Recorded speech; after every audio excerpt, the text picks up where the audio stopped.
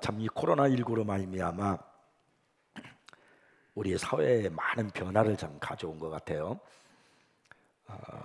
이제 오프라인보다도 온라인이 막 활성화됐고, 밖에 나가서 외식하는 것보다는 배달해서 먹는 배달 음식이 월등히 많아졌습니다. 또 그리고 개인 위생이 얼마나 중요한가 하는 것을 새삼스럽게 우리가 많이 깨닫게 되었죠. 그러나 우리 예수 믿는 그리스도인들에게 있어서 이 코로나19로 말미암아 우리가 알게 된 것은 모임과 예배가 얼마나 중요한가 하는 것을 알게 되었습니다. 온라인 예배를 드리면서 예배에 대한 경건성이 떨어질 수밖에 없고요. 또 함께 모여서 하나님을 찬양하고 기도하고 말씀의 은혜를 나누는 그런 것을 맛보지를 못하는 겁니다. 그래서 교회가 믿음의 사람들에게 얼마나 중요한 것인가를 깨닫게 되었고, 이제 우리는 예배와 믿음의 회복의 역사가 있어야 할 것입니다. 종말의 때를 살아가는 우리들일수록 더욱 가장 중요한 인식이 있는데, 그게 바로 뭐냐면 교회에 대한 바른 인식을 가져야 한다는 것입니다. 히브리서 10장 25절 말씀을 보면은 모이기를 패하는 어떤 사람들의 습관과 같이 하지 말고 오직 권하여 그날이 가까움을 볼수록 더욱 그리하자, 이렇게 말씀하시므로 종말의 때일수록 자꾸 권해서 모이기를 힘쓰도록 하라, 성경은 이렇게 우리에게 강조하고 있습니다.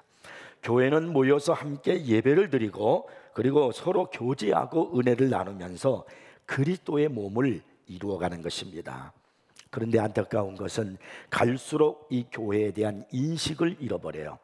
공동체의 중요한 것을 생각하지 못한다는 겁니다. 여러분, 교회는 건물이 아니죠. 교회는 예수 믿는 사람들, 예수 그리스도의 피로 구속함을 받은 사람들의 공동체가 바로 교회입니다. 요즘에 가나안 교인이 자꾸 늘어나고 있다고 그러죠. 이 가나안 교인이 어떤 사람들이냐면은 예수는 믿는데 교회는 안 나가는 사람, 그런 사람을 가지고 가나안 교회라고 그래요. 그래서 가나안을 거꾸로 말하면 안 나가. 그래서 가나안 교인이라고 그런 거죠. 어느 목사님이 이 가나안 교인과 대화를 나눈 그 이야기를 이제 글로 남겼어요. 그 사람이 한 항변의 이야기를 이제 글로 남기는데 제가 한번 읽어봤는데, 한번 제가 그걸 들려드릴 테니까 들어보세요. 그 남자는 한동안 교회에 다니지 않았고 스스로 개발한 교회의 대안에 꽤 만족하며 지냈다고 합니다. 그는 제도화된 종교의 시간을 허비하기 싫어서 그에게 맞춤화된 예배 방식을 만들었다는 것입니다. 그는 오직 자신이 좋아하는 찬송가만 듣고 인터넷에서 좋아하는 설교자들의 설교를 다운로드하고 관심이 가는 신앙서적을 읽고 마음이 맞는 신자들의 비공식 모임에 참여했다는 것입니다. 그들은 교회에 속하지 않은 채 매달 2번씩이나 영적인 이야기를 나누었다고 합니다. 그는 이 새로운 교회 방식을 선호하는 몇 가지 이유를 말했습니다. 그는 주일에 지루한 예배당에 앉아 있을 필요 없이 자유롭게 지내고 자신이 믿을 수 있는 자선단체에만 기부를 합니다. 무엇보다 가장 좋은 것은 골치 아픈 인간들이나 원치 않는 대화나 교회 분교에 얽힐 필요가 없다는 것입니다. 그는 하나님에게서 벗어나기 위해 교회를 떠난 것이 아니라 오히려 하나님에 대한 더 풍부하고도 진정한 경험을 원했기 때문에 교회를 떠났다는 것입니다. 이것이 이제 가나안 교인이 어느 게 목사님에게 자기가 왜 그렇게 됐는가를 항변한 그런 이야기입니다. 꽤 일리가 있는 말처럼 들리지 않습니까? 그런데 이 사람은 교회에 대해서 분명히 잘못된 생각을 갖고 있습니다. 왜냐하면 이 사람은 교회에 대한 바른 성경적 이해를 하고 있지 못하다라는 겁니다. 성경에서 교회를 얼마나 중요시 여기는가 하는 것을 아셔야 돼요. 근데 오늘날 많은 사람들이 실용주의적 신앙에 빠져서 그래서 잘못된 교회를 인식하게 되고 신앙생활을 바르게 하지 못하는 것입니다. 여러분, 실용주의가 뭡니까? 의미나 가치가 실제적인 결과에 의해서 결정된다라고 하는 주의가 실용주의입니다. 그러니까 이런 실용주의적 신앙은 언제나 초점이 자객이 있는 거예요. 자객에 유리하고 자객에 만족하고 자신의 신앙에 유익이 된다, 이렇게 생각되면 그 방법을 찾고 따르는 것, 이걸 가지고 실용주의적 신앙이라고 합니다. 그런 생각들이 오늘날 가난 교인을 낳게 되는 것이고요, 많은 교인들이 교회에 대한 바른 성경적 신앙을 갖지 못하도록 만들고 있는 것입니다. 물론 교회는 완벽할 수가 없습니다. 여러 가지 많은 문제들을 안고 있기도 합니다. 그러나 교회가 무엇인가 하는 것에 대한 성경적인 바른 인식을 갖는다면 우리는 교회에 대한 생각이 달라질 겁니다. 미국의 유명한 릭 워렌이라고 하는 목사님이 교회에 대해서 이런 말을 했습니다. 교회는 하나님의 가족 안에서 어울리는 법을 배우는 교실이다. 교회는 이타적이고 동정적인 사랑을 연습하는 실험실이다. 교회에서 우리는 남들에게 관심을 기울이고 남들의 경험을 공유하는 법을 배운다. 평범하고 불완전한 신자들과 주기적으로 어울릴 때에 비로소 우리는 진짜 우정을 배우고 서로 연결되고 의존하는 신약의 교회를 경험할 수 있다. 참 일리가 있는 말이지 않습니까?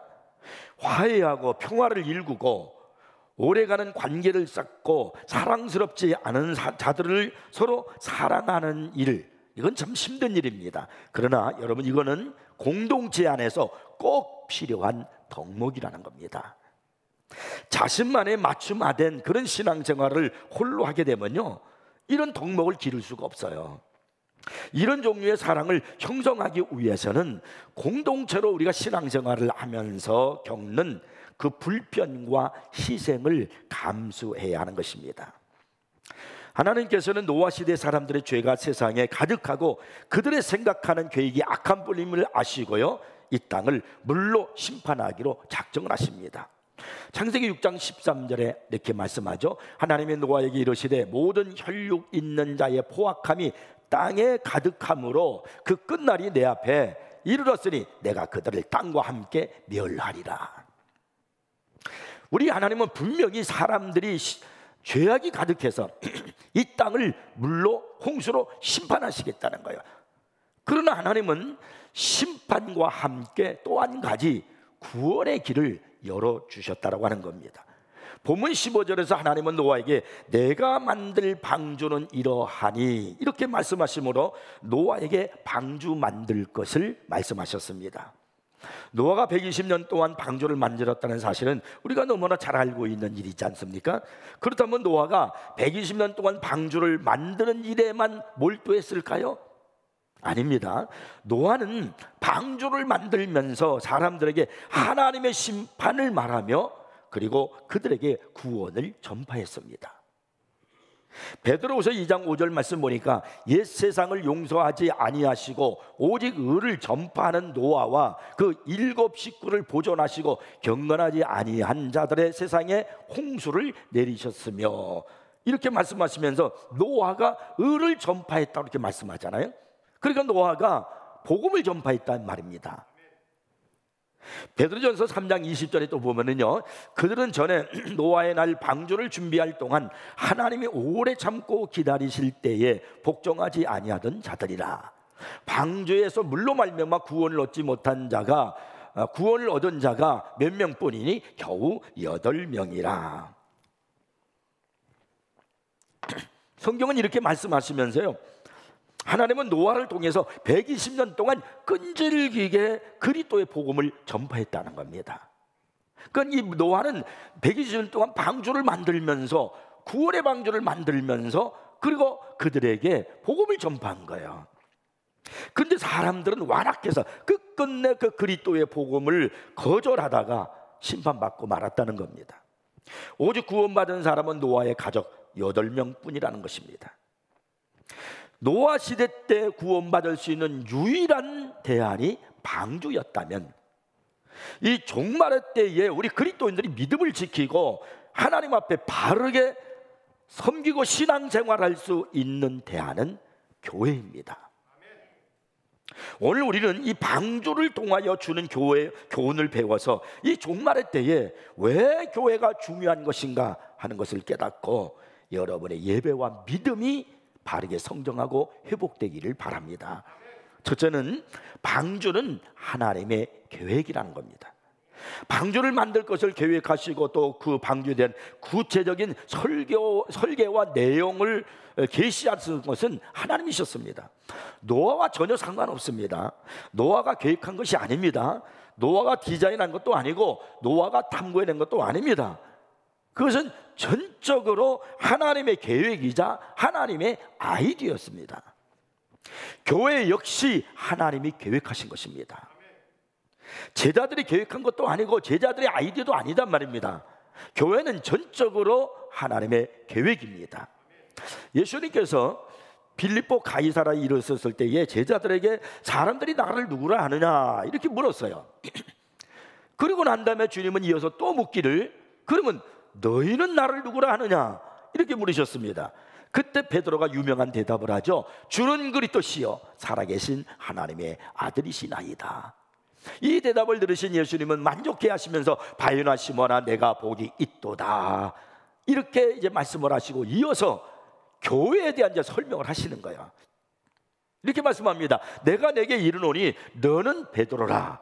내가 이 반석 위에, 이 반석은 베드로의 고백 위에, 신앙 고백 위에 내 교회를 세우리니 음부의 권세가 이기지 못하리라.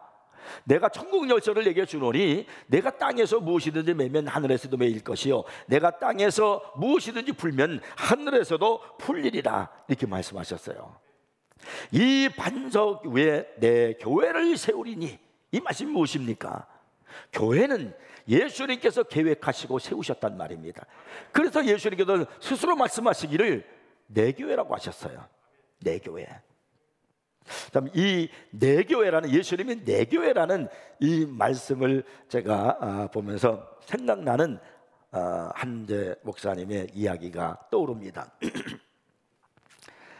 유명한 그 존 메가더 목사님이 쓴 글을 읽으면서 거기에서 이제 그분이 쓴 내용이 있는데요. 한 번은 큰 교회의 특징에 관해서 글을 쓰는 저널리스트가 그레이스 커뮤니티 교회에 관해서 이제 인터뷰를 하려고 이 존 메가더 목사님을 찾아왔습니다. 이 그레이스 커뮤니티 교회가 큰 교회거든요. 대화를 이제 마치려고 할 즈음에 이 저널리스트가 존 메가더 목사님께 이렇게 물었습니다. 항상 큰 교회를 세우고자 하는 욕망에 이끌려 다녔습니까? 이 메가더 목사님은 전혀 예상치 못한 질문을 이제 받았지만은 곧바로 이렇게 대답했습니다. 교회를 세울 욕망은 없습니다. 전혀 없습니다. 그러니까 이 저널리스트는 우습다는 듯이 목사님을 바라보면서 이해가 되지 않습니다. 그렇게 말을 했어요. 그랬더니 존 메가더 목사님이 이렇게 말했습니다. 예수 그리스도께서는 자신의 교회를 세우겠다고 말씀하셨습니다. 그러니 나는 그분과 경쟁하고 싶은 마음이 없습니다. 이해가 되십니까? 그러니까 이 목사님의 이 말씀에서 우리는 교회에 대한 바른 관점을 우리가 찾을 수 있다는 거예요. 교회는 예수님의 교회라는 거예요. 그렇기 때문에 내가 예수님과 경쟁할 그러한 그 마음이 없다는 것, 그런 참 교회에 대한 바른 인식을 하고 있는 목사님의 그런 글을 읽어보면서 제가 참 많은 깨달음이 있었습니다. 예수님은 내 교회라고 이렇게 말씀하시면서 교회를 음부의 권세가 이기지 못하겠다고 이렇게 말씀하셨고요. 또 천국 열쇠를 주신다고 했어요. 그래서 그 땅에서 풀면 하늘에서도 풀고 땅에서 매이면 하늘에서도 매인다라고 말씀하셨습니다. 이렇게 교회는 하나님이 계획하신 것이고 하나님이 축복하시는 것입니다. 또 우리가 기억해야 될 것은요, 사도행전 20장 28절 말씀이에요. 하나님이 자기 피로 사신 교회를 설명하기를 어떻게 설명하냐면 하나님이 자기 피로 사신 교회라는 거예요. 그 교회를 보살피게 하셨느니라.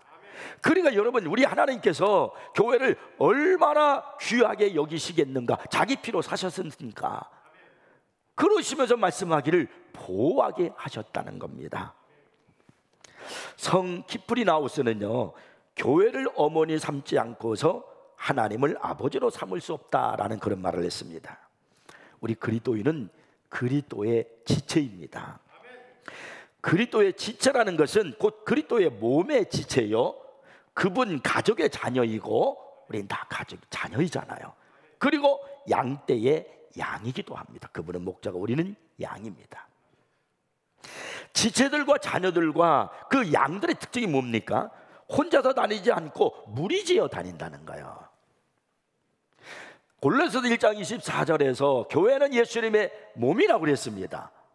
그렇기 때문에 우리는 거룩한 연합으로 그리스도와 뗄 수 없는 그런 연결되어 있는 상황입니다. 우리는 예수 그리스도와 함께하는 몸이란 말이에요. 다섯 사람 사울, 이제 바울 되기 전에 사울이 교회를 핍박했던 거 여러분 기억하시지요? 얼마나 많이 핍박을 했는지 저 멀리 다메섹에 있는 곳까지 가서 교회를 핍박하려고 그가 원정 핍박을 나갔습니다. 그런데 그가 이제 가다가 다메섹 도상에 이르렀을 때에 갑자기 하늘로부터 강한 빛이 임하면서 사울에게 이런 음성이 들린 겁니다. 사울아 사울아, 내가 어찌하여 나를 박해하느냐. 예수님께서 지금 이 사울을 향해서 하신 말씀이에요. 어찌하여 나를 박해하느냐. 왜냐하면 지금 교회는 예수님의 몸이기 때문에 교회를 박해하는 것은 곧 나를 박해한다고, 그렇게 주님이 말씀하시는 거예요. 스가랴 선지자는 이스라엘 민족에게 이런 말을 했습니다.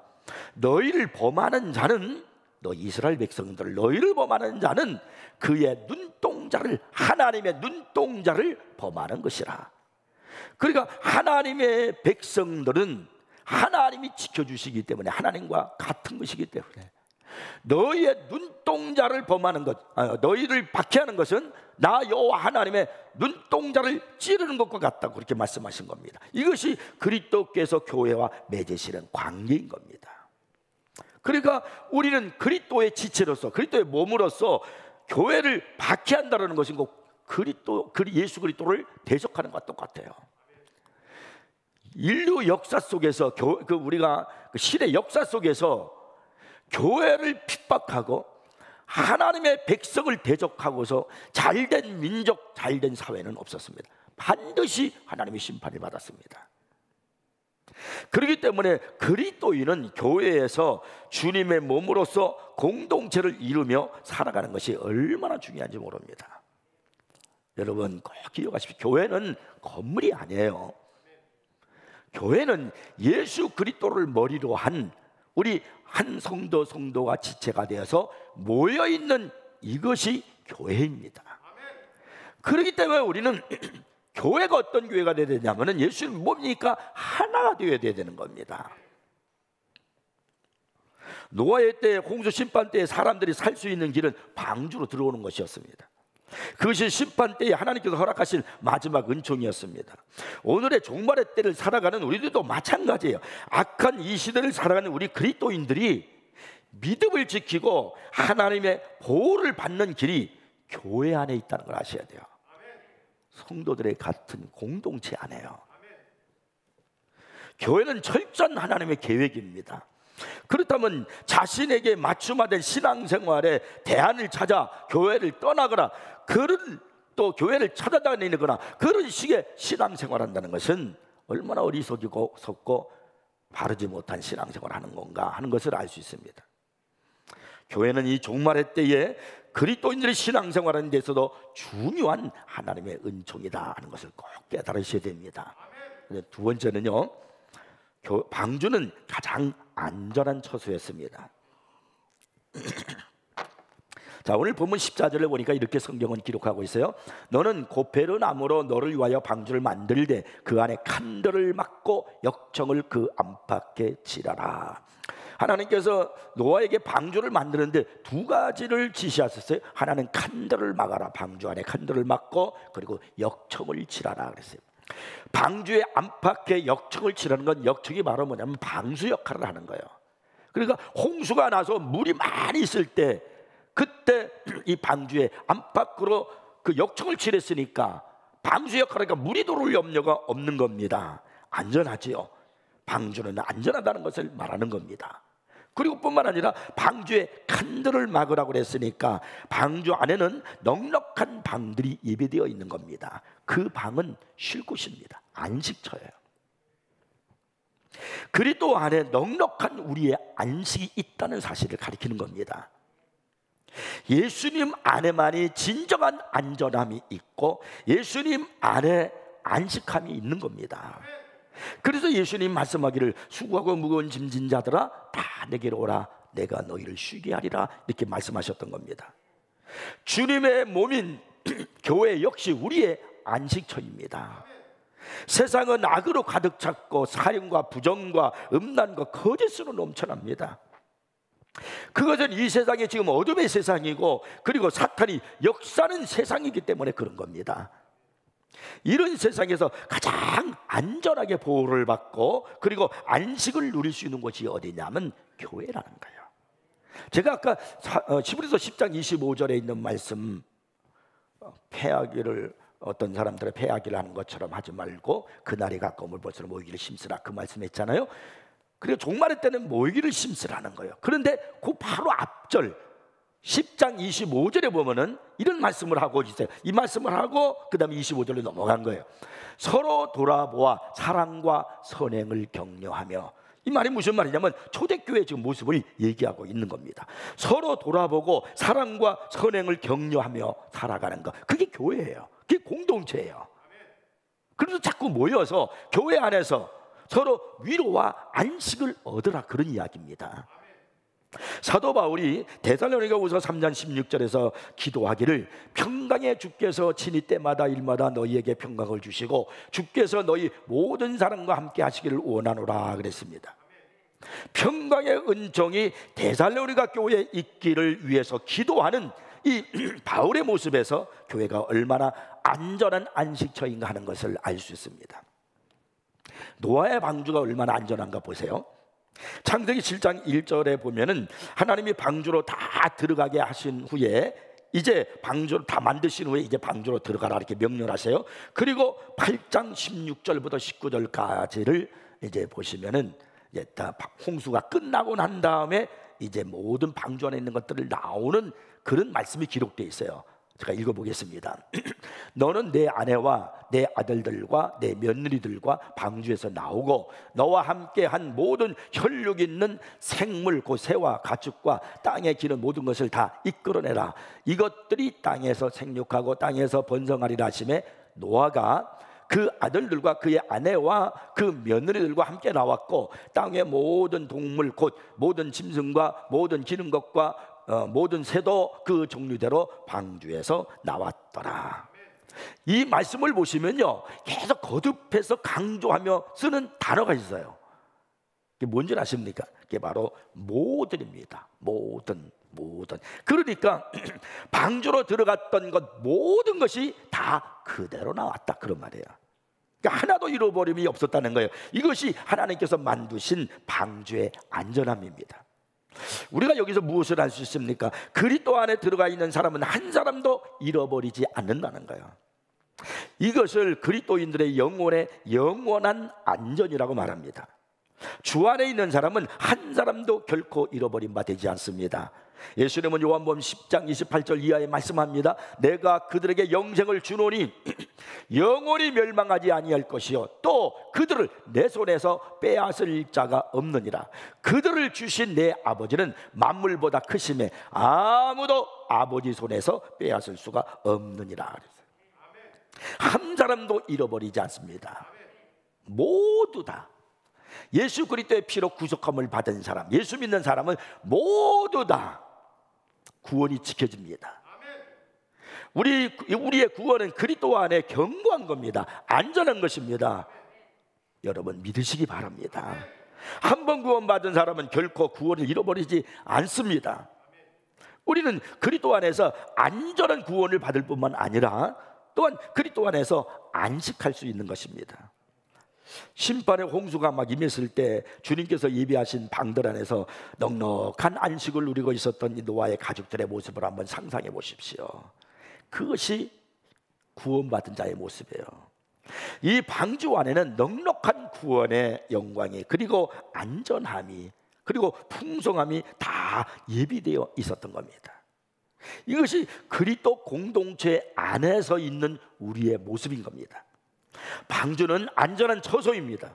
교회 말로 이 마지막 때를 살아가는 우리 성도들에게 가장 안전한 영혼의 처소입니다. 그래서 여러분, 우리는 방주, 교회, 신약시대 교회에 늘 우리는 함께 성도들과 같이 머물러 있어야 되는 겁니다. 세 번째는요, 방주는 창을 위로 향하도록 만들어졌다는 거예요. 자, 16절을 이제 보면 16절 읽어봅니다. 거기에 창을 내대 위에서부터 한 규빗에 내고 그 문을 옆으로 내고 상중하 3층으로 할지니라. 하나님께서 이제 방주를 만드시면서 뭐라 하냐면 창을 내는데 위에다가 창을 내라는 거예요. 위에다가. 참 이상하지 않습니까? 보통 창을 내면은 옆으로 내요. 근데 하나님께서 방주를 만드시고 위에다 창을 내라는 겁니다. 왠지 아십니까? 여기에 놀라운 하나님의 뜻이 있는 겁니다. 만약 옆으로 창을 냈다라고 하면은 그 노아와 노아의 가족들이 홍수 심판 동안에 어떠했을까 상상해 보세요. 엄청나게 두렵고 무서웠고 또 절망했을지도 모릅니다.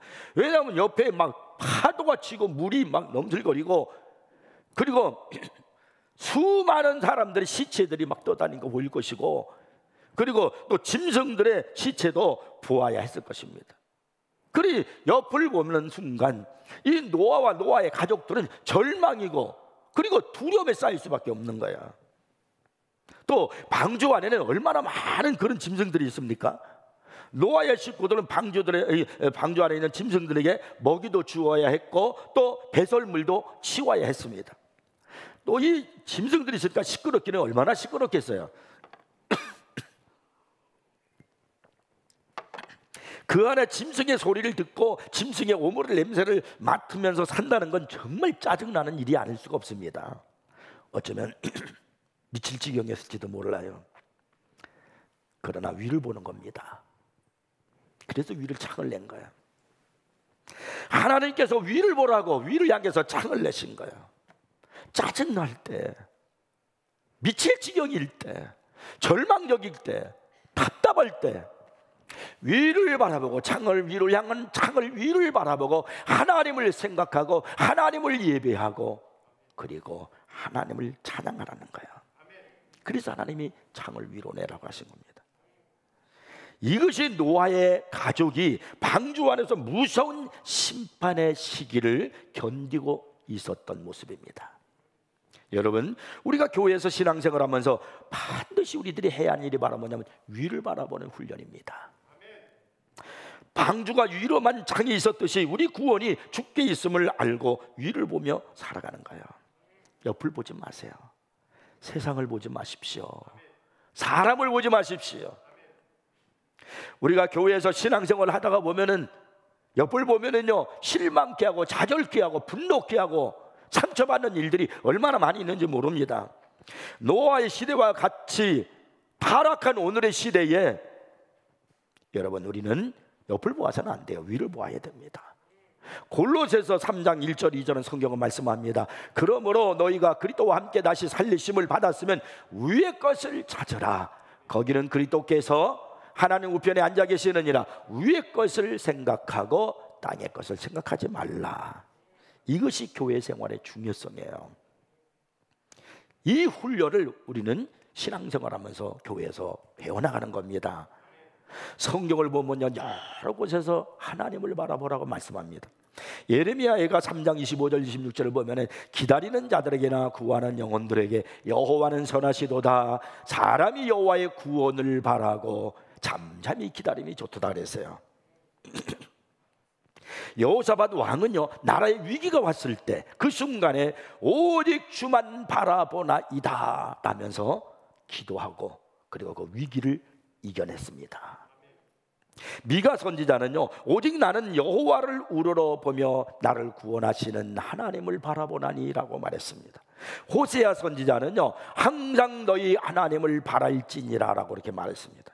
베드로는 풍랑이 이는 바다 위에서 주님을 바라보며 그 바다 위를 물 위에 걸어서 주님께로 갔습니다.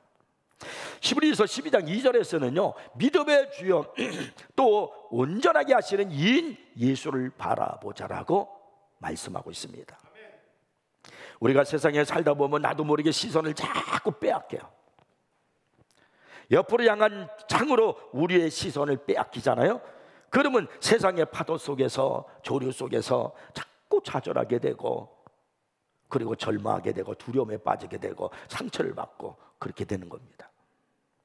그러나 우리가 시선을 하늘로 향하고 주님을 바라보면서 함께 모여 예배를 드리는 생활에 심으면 우리는 주님으로부터요, 우리의 삶의 능력과 소망을 공급받고요, 매일의 삶을 힘있게 살아갈 수가 있는 겁니다. 우리 금년의 표가 뭐예요? 여기 있잖아요. 더 높이 날아라, 오르라. 이 말씀이 이사야서 40장 31절 말씀인데, 오직 여호와를 앙망하는 자는, 하나님을 바라보는 자는, 위를 바라보는 자는 새 힘을 얻으리니. 여러분, 우리가 함께 모여서 예배를 드리는 건 하나님을 바라보는 겁니다. 하나님께 예배를 드리는 거잖아요. 우리가 우리가 함께 찬양하는 것 역시 위를 바라보는 거예요. 찬양은 하나님께 드리는 것이니까요. 우리가 함께 모여서 기도하는 것 역시 하나님을 바라보는 거예요. 위를 보는 거예요. 하나님께 기도하는 것이니까요. 그래서 여러분, 함께 모여서, 교회는 건물이 아닙니다. 우리 성도들이 새인교회에 있는 같은 모든 공동체, 우리 지체들이 다 같이 모여서 하나님 앞에 예배를 드리고 모의를 힘쓰고 그러면서 위를 바라보는 거예요. 이것이 마지막 종말의 때 진정한 교회의 모습이에요. 우리는 교회를 끝까지 포기하지 않으신 예수님을 기억해야 됩니다. 신약교회 중에서 문제투성이의 교회를 꼽는다면 고린도 교회입니다. 이 교회는요, 정말 많은 문제를 갖고 있는 교회였어요.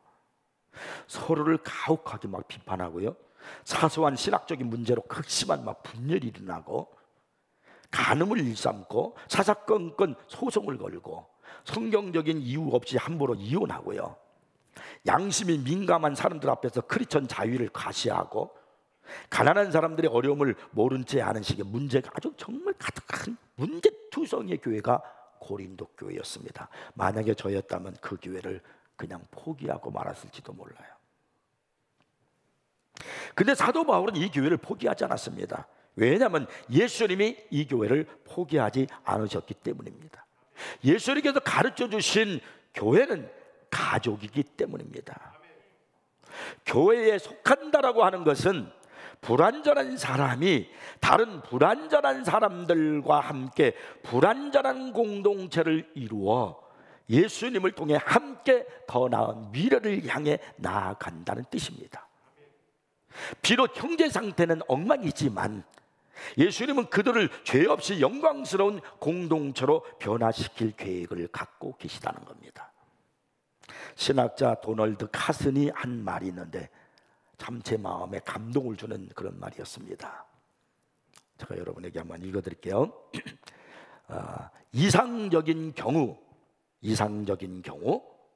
교회는 서로 친구가 될 법한 사람들로 이루어지지 않는다. 오히려 교회는 서로 적이 될 법한 사람들로 이루어진다. 우리를 하나로 묶어주는 것은 같은 학교나 같은 인종, 같은 소득 수준, 같은 정치적 입장, 같은 국적, 같은 억양, 같은 직업 따위가 아니다. 크리스천들은 모두 예수님께 사랑을 받았다는 사실로 인해 하나가 된다. 크리스천들은 적이 되어야 마땅한 사람들이 예수님을 위해 서로를 사랑하는 무리다. 참 의미 있는 말 아닙니까? 이 카슨 박사는 왜 동질감이 생기지 않는 사람들, 같이 어울리고 싶지 않은 사람들, 아니 적이 되어야 마땅한 사람들로 이루어지는 것이 이상적인 교회다, 이렇게 말하는가라는 거예요. 우리는 같이 이렇게 마음에 맞는 사람들끼리 이러고 싶잖아요. 근데 그건 아니라는 거예요. 왜냐? 교회는 클럽이 아니고 바로 가족이기 때문입니다. 교회는 예수님을 머리로 한 몸이기 때문에 그렇습니다. 예수님을 위해 서로 사랑하는 무리이기 때문에 그렇습니다. 여러분, 우리는 세임이라는 한 공동체 예수님의 몸입니다. 우리는 한 몸이에요. 우리는 한 지체입니다. 그러니까 우리는 모두가 다 예수님의 몸이기 때문에 서로를 사랑하고 사랑을 이루어가는 우리가 되어야 됩니다. 이 몸이 따로따로 떨어져 있을 수 없듯이 우리는 모이기를 심어야 됩니다. 그래서 여러분, 우리가 모여서 하나님 앞에 예배드리고 모여서 기도하고 모여서 서로 성도들과 교제를 나눌 때 얻는 사랑과 은혜, 이 세임, 이것을 가지고 약한 세상을 종말의 때를 살아가는 겁니다.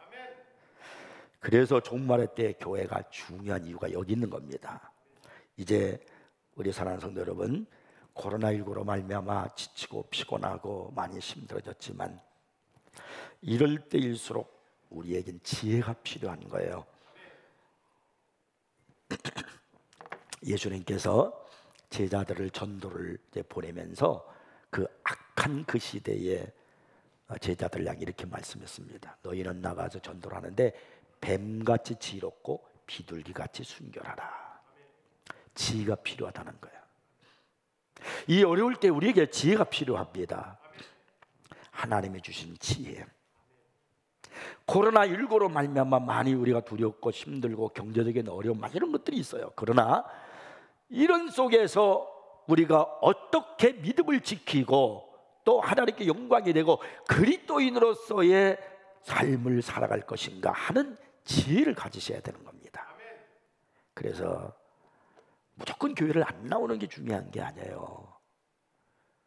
저는 마음과 같으면 성도들이 다 나오시되 거리 두기를 해야 되니까, 그러면 교회당이 부족하면 1부, 2부, 3부, 4부 이렇게 예배를 드려서라도 다 나와서 모임 속에서 한 몸이 되어 한 지체 속에서 하나님께 찬양하고 경배하고 위를 볼 때 그때 새 힘을 얻을 줄 믿습니다.